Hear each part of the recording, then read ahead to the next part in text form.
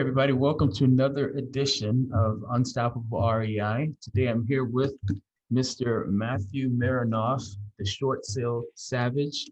So, Matthew, man, I don't know if I should refer to you as Matthew, Mr. Savage. What do you go by? Don't call me late for dinner. There you go. All right, you and me You, both. you can call me Matt. You can call me Matt. All right, appreciate it. All right, Matt. So, hey, by the way, thanks for the book, man. I appreciate it. I haven't gotten all the way through it. Autographed copy. That's gonna be worth some money, huh? You know it, baby. All right, man. So let's get right into it. So tell me your story, kind of your 30-second elevator pitch and how it all started for you. I got into the industry really as a fluke. I was a train operator for New Jersey Transit. Wow. Yeah, I was actually on disability, and my disability was getting ready to run out. And my brother-in-law, my sister-in-law said, "Hey, look, you've got an amazing sense of humor. You have business savvy. Would you like to come on and work with us in the company?" And I said, "Yeah, sure." So I ended up getting out of, the train industry, and I ended up getting into mortgage industry, not writing mortgages. And I was working in was the closing department. Okay. And then from there, I just escalated, got it into for sale by owner service, ran that for a couple of years. Noticed that there was a change, a shift in the market. Got an opportunity to get involved in the real estate side of it, Okay. as far as doing short sales. Ran with it, and that was 2005, 2007. I was teaching people education classes in northern New Jersey. And then from there, I kind of went dark for a couple of years behind the scenes. Okay. Nobody really knew what I was doing, but I was really trying to understand and hone in on my craft and working with banks directly and kind of like, self-taught. So in 2015, I ended up offering services on a national level. And now we're at 2022, and my company's killing it. And we're helping people across the United States. Nice. So what would you say? I mean, what is it that you like best, man, about what you do? I like the flexibility of being able to help people, understanding what their exit strategies are Okay. as far as people that are in distress, and making it so they can figure out, like, where to next, kind of like, understanding what their options are. Okay. So foreclosure should never be an option. So Right. that would be the top reason of why I do what I do. Okay. And I mean, is your target like real estate investors, real estate agents, or it's still distressed home property owners, or all of those? It's funny. So I get that question probably about like 25 times a week. Okay. So because people don't understand, they still don't Yeah. understand. Yeah. Real estate recovery group, the reason for the business and why I set it up the way I did, was very simple. It's set up as rules, regulations, and guidelines. That's what RRG actually stands for. Uh, Okay. and and the premise of it is to be able to help people that want to know what their options are. So it's Okay. really anybody. It's the homeowner, it's a real estate agent, it's an investor looking to purchase a property. Okay. It could be the attorneys, it could be the title companies, really could be anybody. But I think that once someone does a transaction with us, they want to be repeat customers, because what we offer, I can almost guarantee most people don't, because they don't understand what we do as far as the characteristics of every short sale. Yeah. Short sales are super complicated.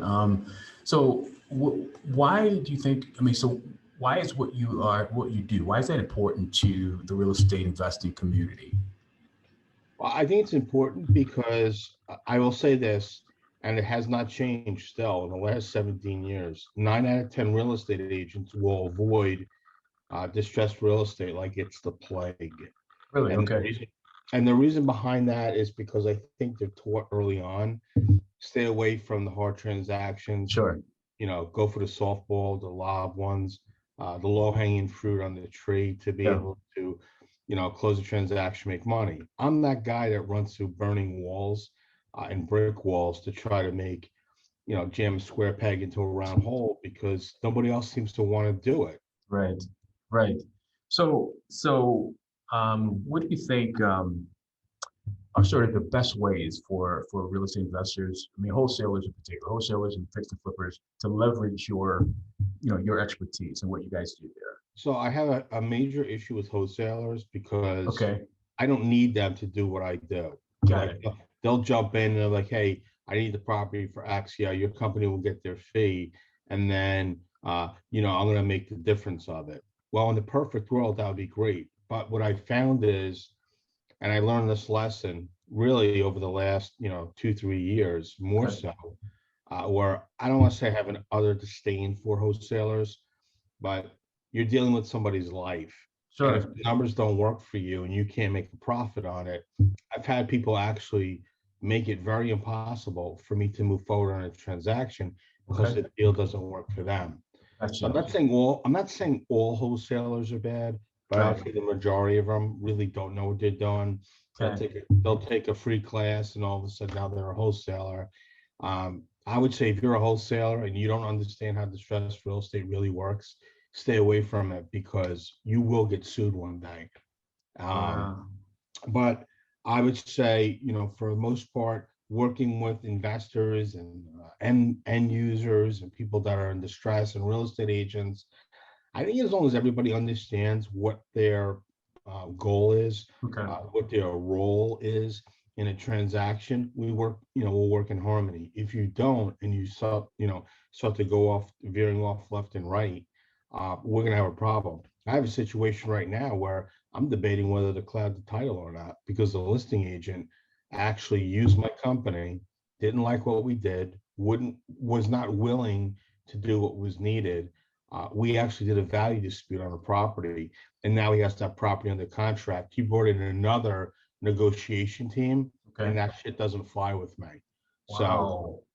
I don't like the fact that I have to do it, but if I have to flex my muscles in a situation like Yeah. that, I'm going to do it because the transaction never would have happened if Without my you. company didn't do what was needed. And to boot, the broker of record, the real estate agent, Yeah. and the homeowner, no one ever wrote anything to me in writing saying that they didn't want to use my company any longer. So because Wow. of that, I'm going to enforce it. So we'll see what happens with that, see how that works out. That's crazy. So I think so. It sounds like what you're saying is if a person understands that they are in this business to try to solve a problem for the property owner, what you offer is really just another tool in the tool belt to help to do that. I make it as easy as possible for Okay. people when it comes to short sales. Okay. People either want to get to the transaction and get to the other end, Yeah. or they choose to make it very rough and uncomfortable for everybody. Okay. I'm not a hard ass. I'm not a bad person, to work with. I'm Yeah. very easygoing. The people that work with me on my staff, they understand that, the end goal is to get it. So the person who's distressed, to get them out of the situation they're in and put them in a safe place. Transaction that I just talked about Yeah. Yeah. is actually an estate sale. So I don't want Mm. somebody to be like, oh my God, he's going to drive somebody into foreclosure Yeah. because Yeah. he's not getting paid. Right. Because I always I'm always putting people before profit. Sure. But in that situation, no one's getting hurt in that. And Right. I'm really upset that I even have to go that route. Oh, sure. I called the broker, I called the agent. Nobody's calling me back. Oh So now they're boy. gonna have to call me back. Now they're gonna have to call me back on my terms. That's crazy. So let's I'm switch not gonna gears. go quietly into the night. Okay, I can see that. If I'm an investor, I've got a distressed situation. Where do I bring you in? I mean, how do we work together? I mean, so what element? Yeah. Honestly, the best thing to do is bring me in from the beginning. If you Okay. have a potential lead or prospect and you want to Okay. find out and verify whether it works or not, I just put a post up the other day where, people are just assuming because they're behind in their mortgage that it's a short sale. I see. And that's not the case. So it's good to have me come in the beginning and try to, weed through the nonsense, try to get to the meat and potatoes and figure out yes or no, can we move forward or can we not? Yeah. Yeah. Very rare, but some of the projects that we get involved in end up having equity in it. And Okay. at the end of it, the homeowner actually ends up paying our fee for services because it's not a short sale. I But I see. would say that's like, if we do 10 deals, maybe like, 0.5, so 9.5 is not like that. Okay. Uh, but the homeowner, obviously they like what we do. They like the service that we provide. And quite honestly, everything is disclosed. Yeah. So if you work for an MLS or if you work for a Secret Service organization and you're listening to this, I'm like, oh, we're going to screw Matt Marin. Right. Oh, he's doing something illegal. Right. I've already gone through all the proper channels to make sure that what we do and what we offer is a credible service. Yeah. So we have the verbiage, we have the disclosures, everything's Nice. disclosed. So there's no way what I'm doing would be, in my opinion, as being like, trickery. Sure. There is a service and the service deserves to get paid for. And I think some people like to take the lighter road versus going through the treacherous terrain and Yeah. trying to figure out a way, hey, how do we get Matt paid? Oh, sure. Don't have to worry about that. It's already mapped out. Got it. So we Sorry. work with everybody. Already locked in place. So, and I should have asked you this from the beginning, man, what exactly is a short sale? I mean, I know what that is, but you said most people don't. Tell me, what is the definition of it? And what are the elements that sort of involved in that? Yeah. Really, what a short sale, it's nothing more than a lender taking less than full amount of what's owed. Okay. Now, if you have multiple liens on the property, there is a good chance that one or more of the lien holders will screw up your transaction, say, no, Okay. I want to be paid in full. And then, there's things that we need to do to try to, explain to them that you're not going to get paid in full. Sure. And if you don't want to do it and you want to do a partial release and release the lien and keep your lien intact, that's fine too. One way or the other, this transaction will close. The goal here is to alleviate the stress and the pain from someone and help them move on to the next phase of their life. Foreclosure, never an option. Sure. Yeah. So what is a situation, a benefit that a client of yours received that was a total shocker to you? I mean, that was a total surprise. I mean, in a good way, obviously. I'm sorry, say that last part. Oh, yeah. What did you do for a client that ended up being a complete surprise? I mean, a big benefit to them that you weren't even expecting, and they were maybe weren't expecting. Client filed bankruptcy. Okay. And in the bankruptcy, I don't remember the chapter that they filed. I don't play an attorney on TV, and I don't pretend to be an attorney either. I hear you. But the payoff amount that was given during the foreclosure for the amount for the lien itself was off by, I believe, $16. And because of the way that the lien was put on the property, we were actually able to get that lien removed off of the property. Okay. I don't remember if it was a bankruptcy. I know it was a foreclosure, something. But they wanted the lien to stay intact, but because they made the mistake, it was not only wiped off of the property, but it was actually wiped off their credit report because they filed it improperly. Now it was a $278,000 second. I don't know if it was a mortgage or an equity line. I can't remember off the top of my head. That was the most powerful experience for a homeowner to be screaming like, I can't believe that. That's amazing. You guys are awesome. It was really a fluke, and it was really only for like $16 and change. They made a mistake during the filing. Wow. And the courts did not take it lightly, and they actually got it removed. And the second mortgage essentially was more paid for on the credit report, from what I heard. Okay, no, that's huge. So what is the biggest compliment that somebody could give you? I mean, like as client, business owner, real estate investor, whoever. But what is the biggest compliment that you can give? I mean, look, the biggest compliment for me, like, look, I could have been a millionaire many times over. I chose a different path. I wanted to make sure that people were put in better situations. In the early years, I did a lot of stuff that most people would have charged an arm and a leg for. But, look, it was a huge learning process for me. I wanted to be able to try things and explain to the homeowner what we're going to do is not conventional. They went with it, which was great. And to be able to offer a service in today's market that we're in the climate that we're in, now that the moratorium is ended, to be able to go out and do what I do. Biggest compliment is for the client to actually respect what my company stands for, what we do, why we do it, and why we have such a high success rate of doing it. Man, that's huge. So, how can people reach out to you? I mean, look, I made it so simple now. It's like totally hooked on phonics for people to reach out to me. Yes. You know, if you don't have an internet connection or a smartphone, then we're probably not going to work well together. Um, the website name, the best way to reach me is my name, which is MatthewMarinoff.com. So it's MatthewMarenoff.com. And all my social links, everything. I even have my cell phone number on it, which people are like, oh my God, people are going to call you your cell phone. Believe it or not, people understand and respect my time. They'll set an appointment up on my calendar that's in that digital card where they'll be able to reach me. So that's the best way to reach me. Everything goes to MatthewMarinoff.com. Okay, nice. Well, Matthew, sir, Mr. Savage, I really appreciate your time. I know we played a little bit of telephone tag trying to connect up, but I was very, very excited when you agreed to join me as a guest. Learned a lot. I'm going to finish the book. And I don't know, is there hope of me being a short sale savage at some point? I don't know.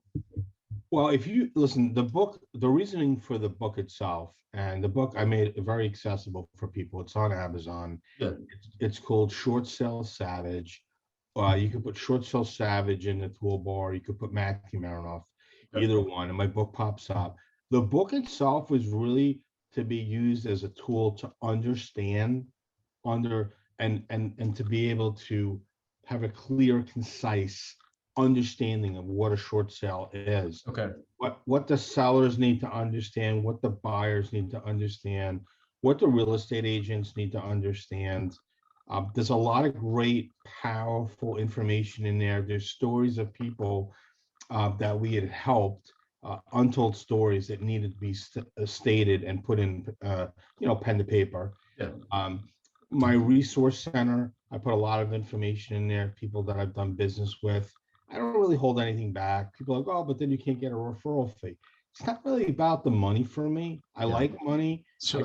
I can make money in other ways. So the book itself is an amazing foundation for someone to figure out yes or no. Do I want to get involved in short sales? Do I want to have a better understanding of what short sales are? Okay. And is this something that I want to move forward? Worst case scenario, I mean, I make it so accessible for people to understand how short sales work. That book itself is an extension of who I am, truly. If you know my personality and you read that book, you'll say, this guy didn't have a ghostwriter. I did not. And let me also say, I wrote that book to prove a point to myself that I could write a book. Nice. I did have a couple of different editors come in because they tried to water down or change the message that I was trying to get in there. Yeah. But the information is very powerful, and it's something that I'm very proud of. And there will be a second book too. Nice. Well, before we go, man, is there something, I mean, if you were asking the questions here, I mean, what should I be asking you that I didn't ask? I mean, what is there something else that you want people to know about what you do and who you are? Yeah, so I mean, look, people I think have a wrong opinion of me. Okay. Sometimes I can be curt, sometimes I can be, somewhat, offbeat. Okay. It's all fun and games. I love to help people. Life's too short. You got to be a little bit out of your mind to do what I do on a daily basis. Sure. I'm not exhausted from doing it. I don't mind that. I don't mind doing it. I love helping people. I would say that something that people that are listening to this afterwards should understand. I'm a regular person just like you. I was just a guy who had an idea, concept, ran with it when everybody else was running away from it. In 2012 to 2016, people were running in the other direction. Nobody wanted to have anything to do with short sales. They extended the bill that was in place in 2007. My understanding is that they've actually extended this thing now to 2025. Wow. So this bill has been in place since 2007.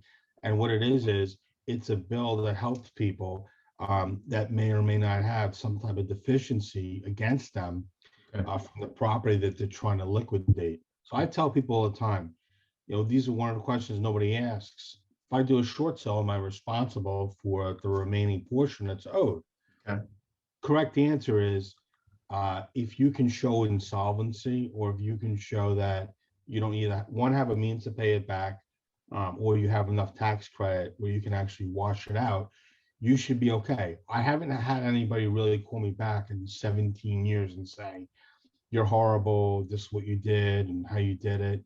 I explain everything the same thing over and over again, like a broken record, Sure. because I don't ever want someone to say to me, well, you didn't tell me, you didn't explain to me. I was under the assumption of, you're the professional. So I would say it's important that people understand really to understand what their options are. So if you're a listing agent, or if you're a buyer's agent and you want to know more about short sales, reach out to me off of my digital platform. If you're a homeowner and you want to know what your options are before listing a property, um, reach out to me. And that's actually in the book. Okay. People that are selling properties, who do they look for? What do they need to look for as far as a listing agent? And the same with the buyer's agent. There's a specific person that you're going to need to work with you, and they're going to need to understand how the market works. Sure. And quick story. Yeah. This morning, my lead negotiator reached out to me and said, "Did you see the email from the buyer's agent on the property in Georgia?" And I said, "I did." I said, "It sounds like that person has no idea or understanding how short sales work. We were preparing a pre-HUD, a preliminary, to send into the bank. And because the agent saw that, and so it was a tentative closing date, that is something that an investor will ask for, an investor guideline." Right away, blown up, my lead negotiator's phone, saying, "When's the closing date?" Okay, this is great. You got it approved already? No, no. We're sending the packet of information, and nobody gets a short sale done in 16 hours. Right. So it's just funny to see that in this day and age, and somebody not realize that, there's a protocol that has to be followed. And that just proves right there that people don't have the proper education, which is very sad. Well, man, I appreciate that you're out there giving people the right education. I encourage everybody to go grab the book. Looking forward to the second book. And again, appreciate your time. And I hope this is not our last conversation. I'd love to talk with you again, because I would love to be maybe, I don't know, maybe a junior short sale savage. I don't know if I could be there. We'll see, huh? You never know. Give it a shot. All right, man. Well, thanks. I appreciate your time. We'll talk to you soon. Take care. Okay.